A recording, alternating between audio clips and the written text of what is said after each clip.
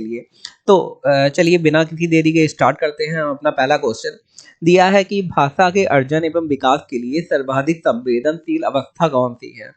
तो भाषा के अर्जन और विकास की बात करी जा रही है, मतलब भाषा को समझने के लिए सबसे सही अवस्था कौन सी है।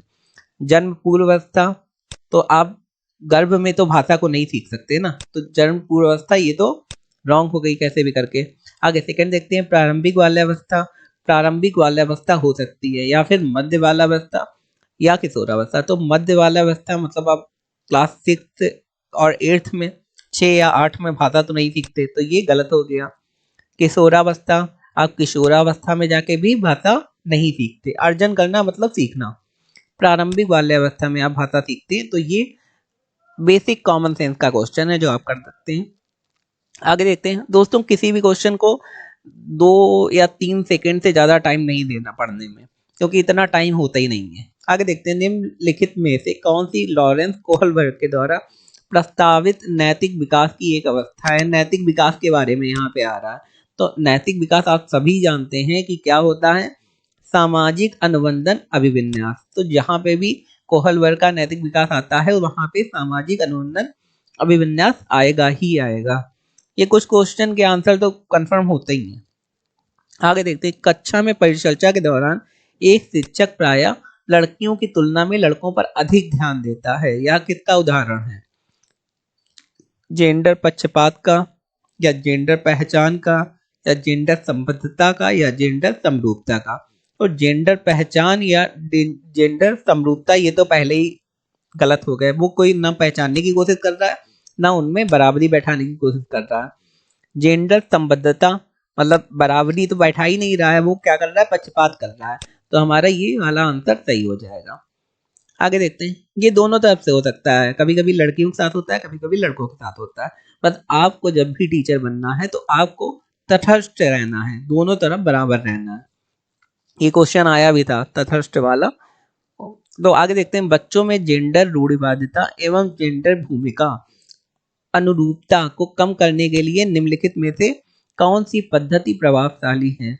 अब बच्चों में अगर जेंडर रूढ़िवादिता कम करनी है, अब देखा होगा आपने कभी क्लास में, अगर आपने कभी पढ़ाया है तो लड़कियां अलग रहती हैं, लड़के अलग रहते हैं और उनके काम भी अलग अलग होते हैं। जैसे कुछ लड़कियां बैडमिंटन ही खेलेंगी, लड़के दौड़ वाला ही खेलेंगे, तो उसको दूर करना है, उसे रूढ़िवादिता कहेंगे। तो उसे खत्म करने के लिए कौन सी पद्धति प्रभावशाली है। पहला दिया है जेंडर पक्षपात के बारे में परिचर्चा करेंगे हम लोग, या फिर जेंडर विशिष्ट भूमिकाओं को महत्व देंगे, या फिर जेंडर पृथक खेल समूह बनाना है, या फिर जेंडर पृथक बैठने की व्यवस्था बनाना है। तो दोस्तों पहली बात, जो पृथक करने वाली चीजें हैं वो तो हटाई देनी, क्योंकि जेंडर समरूपता की बात हो रही है। आगे देखते हैं, जेंडर विशिष्ट भूमिकाओं को महत्व देना है। ऐसी भूमिकाओं को महत्व देना है जिसमें जेंडर महत्वपूर्ण हो, ऐसा बिल्कुल ही नहीं करना है। उनके मन से जेंडर निकाल ही देना है। तो उसके लिए क्या है, जेंडर पक्षपात के बारे में परिचर्चा करनी है बच्चों से, उन्हें समझाना है कि कोई अंतर नहीं है, अंतर जो भी है वो आपके सिर्फ मन में है। आगे देखते हैं, क्वेश्चन है, निम्नलिखित में से किस मनोवैज्ञानिक ने बच्चों को ज्ञान के सक्रिय जिज्ञासु के रूप में देखते हुए उनके चिंतन पर सामाजिक एवं सांस्कृतिक, ये इंपॉर्टेंट है, मैं बार बार कह रहा हूँ, सामाजिक एवं सांस्कृतिक विषय वस्तुओं के प्रभाव को महत्व दिया है। तो इसका आंसर क्या होगा, इसका आंसर होगा लेव वाइगोस्की। तो मैं ये बार बार बता रहा हूँ कि जहां भी सामाजिक और सांस्कृतिक आ जाता है वो सबसे ज्यादा महत्वपूर्ण होगा, उसमें लेव वाइगोस्की लगाएंगे। अब कहीं कहीं आ जाता है जैसे जीन पियाजे वाला, तो स्कीमा वाला आ जाता है, लेकिन उसके साथ सामाजिक और सांस्कृतिक भी दिया होता है, तो जीन पियाजे ना लगा के लेव वाइगोस्की लगाएंगे। जहां पे भी आपको सामाजिक और सांस्कृतिक दिखता है आंख बंद करके लेव वाइगोस्की लगा देंगे आप। आगे देखते हैं क्वेश्चन, आगे देखते हैं, ये बड़ा क्वेश्चन है थोड़ा, लेकिन आपको जल्दी पढ़ना है। जिक्सा पहेली को करते समय 5 वर्ष की नजमा स्वयं से कहती है, नीला टुकड़ा कहाँ है। वो खुद से बात कर रही है कि नीला टुकड़ा कहाँ है जो उसे नहीं मिल रहा होगा। नहीं, यह वाला नहीं, गाढ़े रंग वाला, जिससे यह जूता पूरा बन जाएगा। तो वो जिक्सा पहेली में एक जूता बनाने की कोशिश कर रही है, उसे कोई नीला टुकड़ा नहीं मिल रहा है जिससे वो जूता पूरा बन जाए, तो उसे ढूंढ रही है और खुद से पूछ रही है, क्योंकि कोई बैठा नहीं वहां पे, खुद से पूछ रही कि ये कहाँ पे है, जैसे हम लोग कभी कभी खुद से बातें करते हैं। तो इस प्रकार की वार्ता को वाइगोत्स्की किस तरह संबोधित करते हैं। अब वाइगोत्स्की और पियाजे सबने अलग अलग कहा है ना, जब बच्चे खुद से बात करते हैं तो उसे अलग अलग बताया है। तो वाइगोत्स्की ने क्या कहा है, व्यक्तिगत वार्ता कहा है कि बच्चा व्यक्तिगत वार्ता कर रहा है अपने आप से, या जोर से बोल रहा है, या फिर पाठ है, ये ढांचा है, या फिर आत्म केंद्रित वार्ता है। ये कौन सी वार्ता इन्होंने बताई है वाइगोत्स्की ने। तो ये है दोस्तों व्यक्तिगत वार्ता। वाइगोत्स्की ने क्या बताया है कि ये व्यक्तिगत वार्ता है। तो ये वाइगोत्स्की के इंपॉर्टेंट है, जरूर ध्यान रखिएगा क्योंकि सबसे ज्यादा क्वेश्चन आते हैं वाइगोत्स्की से। बच्चों को संकेत देना तथा आवश्यकता पड़ने पर सहयोग प्रदान करना निम्नलिखित में से किसका उदाहरण है। तो ये प्रबलन का उदाहरण है, या फिर अनुबंधन का उदाहरण है, या फिर मॉडलिंग का उदाहरण है, या फिर पाठ या ढांचा का उदाहरण है। तो जाहिर सी बात है आप बच्चों को सहयोग दे रहे हैं, तो ये किसका उदाहरण होगा, ये पाठ या ढांचा का उदाहरण होगा। जब भी बच्चों को सहयोग देने की बात आएगी तो आप क्या कर देंगे, पाठ या ढांचा। ठीक है। एक चीज मैं आपको और बता देता हूँ, ये इसे इंग्लिश में स्कैफोल्डिंग कहते हैं, जिससे आपको कंफ्यूजन ना हो। अगर आपको हिंदी में नहीं समझ में आ रहा है तो इंग्लिश में देख लीजिए। रीइंफोर्समेंट माने होता है बच्चों को जबरदस्ती करना, तो जबरदस्ती नहीं करना। कंडीशनिंग माने कोई कंडीशन दे देना, वो तो बिल्कुल नहीं करना। मॉडलिंग माने कोई मॉडल बनाने को देना या कुछ खुद को रोल मॉडल बनाना, वो भी नहीं करना। इसके फोल्डिंग करनी मतलब उनकी मदद करनी है चीजों में, उससे ऊपर नहीं जाना आपको। आगे देखते हैं, निम्नलिखित व्यवहारों में से कौन सा जीन पियाजे के द्वारा प्रस्तावित मूर्त संक्रियात्मक अवस्था को विशेषित करता है। और जहां भी मूर्त संक्रियात्मक, मूर्त माने जो दिखाई पड़ता है आपको, जो बच्चा देख सकता है और समझ में आता है उसे, तो उसकी विशेषता क्या है। परिकल्पित निगमनात्मक तर्क, साध्यात्मक विचार है, या फिर संरक्षण कक्षा समावेशन है, या फिर आस्थगित अनुकरण, या फिर पदार्थ स्वायत्ता है, या फिर प्रतीकात्मक खेल या विचारों की अनुक्रमणितियां है। तो इसका आंसर कौन सा होगा, आठवें का आंसर होगा 2, संरक्षण एवं कक्षा समावेशन।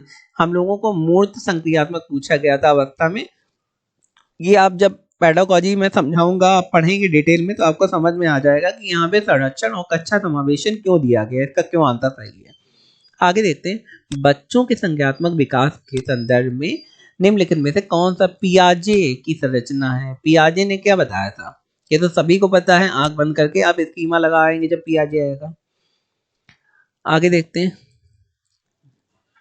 आकलन का प्राथमिक उद्देश्य क्या होना चाहिए। जब बच्चों का आकलन मतलब परीक्षा लेते हैं तो उसका प्राथमिक उद्देश्य क्या होना चाहिए। क्या विद्यार्थियों के लिए श्रेणी निश्चित करना है आकलन का उद्देश्य, कि उन्हें श्रेणी में बांट दो कि ये फर्स्ट है, ये सेकंड है, ये थर्ड है, ये 10th है, ये 30th है, ये लास्ट है, ऐसा तो नहीं करना। आगे सेकंड में क्या दिया है, संबंधित धारणाओं के बारे में बच्चों को स्पष्टता तथा भ्रांतियों को समझाना है। जो बच्चों ने धारणाएं बनाई हैं उसके बारे में बच्चों को स्पष्ट करना है, उनकी भ्रांतियों को समझाना है। आगे विद्यार्थियों के प्राप्तांक के आधार पर उनको नामांकित करना है, ये तो बिल्कुल ही नहीं करना है, उन्हें पहला दूसरा नहीं बनाना। रिपोर्ट कार्ड में उत्तीर्ण व अनुत्तीर्ण करना, ये भी कोई उद्देश्य नहीं है। जब हम लोग किसी बच्चे की परीक्षा लेते हैं तो उसे समझाना है कि आप कहाँ पे गलती कर रहे हो, तो सेकंड नंबर आंसर आपका सही हो जाएगा। आगे देखते हैं, निम्नलिखित कथनों में से कौन सा बुद्धि के बारे में सही है। तो बुद्धि एक निश्चित योग्यता है जो जन्म के समय ही निर्धारित होती है। ये कहना कुछ हद तक सही होगा, लेकिन इसमें सामाजिक चीजें भी फर्क डालती हैं, तो ये गलत हो गया आपका। बुद्धि को मानकीकृत परीक्षणों के प्रयोग से सटीक रूप में मापा एवं निर्धारित किया जा सकता है। बुद्धि को सटीक रूप से तो नहीं मापा जा सकता है, तो ये भी आपका गलत हो गया। आगे थर्ड दिया, बुद्धि एक एकात्मक कारक तथा एक एकाकी विषय है। बुद्धि एकाकी नहीं है, बहुबुद्धि सिद्धांत आपने पढ़ा ही होगा। आगे बुद्धि बहुआयामी है तथा जटिल योग्यताओं का एक समूह है, तो ये सही है कि बुद्धि बहुआयामी है, अलग अलग तरह की होती है और जटिल योग्यताओं का समूह है। आगे रूही हमेशा समस्या के एकाधिक समाधानों के बारे में सोचती है, मतलब एक समस्या को कई तरीके से करा जा सकता है, रूही ऐसा सोचती है। इसमें से काफी समाधान मौलिक होते हैं रूही किन गुणों का प्रदर्शन कर रही है, रूही किस तरीके के गुणों का प्रदर्शन कर रही है। क्या सृजनात्मक विचारक है रूही, ऐसा है क्या, मतलब खुद सोच रही है। अभिसारिक अभिसारिक विचारक है या अनमन्य विचारक है या फिर आत्म केंद्रित है। रूही क्या है, जब वो खुद ही विचार कर रही किसी प्रॉब्लम को अलग अलग तरीके से सॉल्व करने का, हल करने का। तो रूही सृजनात्मक विचारक है, मतलब वो सृजनात्मक कुछ नया करने की कोशिश कर रही। सृजनात्मकता माने क्या होता है, कुछ नया करने की कोशिश करना, तो रूही वही कर रही है। आगे देखते हैं। शिक्षण अधिगम प्रक्रिया में वंचित समूह से संबंधित विद्यार्थियों के द्वारा सहभागिता कम होने की स्थिति में एक शिक्षक को क्या करना चाहिए। वंचित समूह माने जो शेड्यूल कास्ट हैं, ऐसे बच्चों की सहभागिता कम होती है, या जो गरीब हैं ऐसे बच्चे पढ़ने के लिए नहीं आ पाते, तो वो भी आए, इसके लिए शिक्षक को क्या करना चाहिए। बच्चों को विद्यालय छोड़ने के लिए कहना चाहिए कि तुम नहीं आ सकते, तुम्हारे पास पैसा नहीं तो चले जाओ, हमें कोई मतलब नहीं, तो ऐसा तो नहीं है। आगे, इस स्थिति को जैसा है वैसे स्वीकार कर लेना चाहिए, ऐसा भी नहीं चाहिए करना चाहिए, हम लोगों को उनकी मदद करनी है। इन विद्यार्थियों से अपनी अपेक्षाओं को कम करना चाहिए, बिल्कुल नहीं करना चाहिए, बढ़ाना चाहिए, बल्कि अपनी शिक्षण पद्धति पर विचार करना चाहिए तथा बच्चों की सहभागिता में सुधार करने की कोशिश करना चाहिए। हम लोगों को सोचना चाहिए कि हम लोग कहाँ पे गलत हैं और उसे सही करने की कोशिश करना चाहिए। आगे, एक समावेशी कक्षा में एक शिक्षक को विशिष्ट शैक्षिक योजनाओं को क्या करना चाहिए। एक समावेशी कक्षा मतलब जहाँ पे हर तरीके के बच्चे हों, तो क्या करना चाहिए, तैयार नहीं करना चाहिए, तो ये तो गलत है। कभी कभी तैयार करना चाहिए, ये भी गलत है। सक्रिय रूप से तैयार करना चाहिए, तो ये सही है। हतोत्साहित तो बिल्कुल ही नहीं करना। नेगेटिव जो भी नकारात्मक है वो पहले ही आप गलत कर देंगे। आगे देखते हैं। पठन वैफल्य बच्चों के प्राथमिक लक्षण क्या है। जो बच्चे पढ़ नहीं पाते तो उनके प्राथमिक लक्षण क्या है। न्यून अवधान विकार है उनके अंदर, या फिर अवसारी चिंतन करते हैं और पढ़ने में धारा प्रवाहिता है, या फिर धारा प्रवाह पढ़ने की अक्षमता, या फिर एक ही गति विषय कार्य को बार बार दोहराना। तो जो पाठन पठन वैफल्य बच्चे होते हैं, जाहिर सी बात है वो जो पठन वैफल्य और जो दूसरी बार दिया था कि बच्चे बार बार एक शब्द को बोलते हैं, वो दोनों एक अलग अलग चीजें हैं। अगर बार बार शब्द को बोलते हैं वो आ जाए तो ये वाला सही होगा, अगर पठन वैफल्य आए तो हमारा तीसरा नंबर वाला सही होगा। तो तीसरे में आप लगा के आएंगे कि धारा प्रवाह पढ़ने की अक्षमता है। आगे देखते हैं। शिक्षा का अधिकार अधिनियम 2009 में उल्लेख की गई समावेशी शिक्षा की अवधारणा निम्नलिखित में से किस पर आधारित है। तो ये व्यवहारवादी सिद्धांत है। 2009 से क्वेश्चन आता है, ये आपको पता है। ये व्यवहारवादी सिद्धांत है या फिर अशक्त बच्चों के प्रति एक सहानुभूति अभिव्यक्ति है। तो सहानुभूति हमको बिल्कुल नहीं दिखानी बच्चों को। क्यों नहीं दिखानी, क्योंकि बच्चों को दीनहीन नहीं समझना है, ठीक है। ये व्यवहारिक खाली सिद्धांत नहीं है। हम लोगों ने जो अभिधारणा बनाई है 2009 में, वो सिद्धांत नहीं है। अधिकार आधारित मानवतावादी परिप्रेक्ष्य, जी हाँ ये सही है। ये बच्चों का अधिकार है, कोई ना सहानुभूति है ना सिद्धांत है, ये बच्चों का अधिकार है, तो वो उन्हें मिलना चाहिए। तो 2009 जहाँ पे आ जाएगा वहाँ पे आप अधिकार कराएंगे।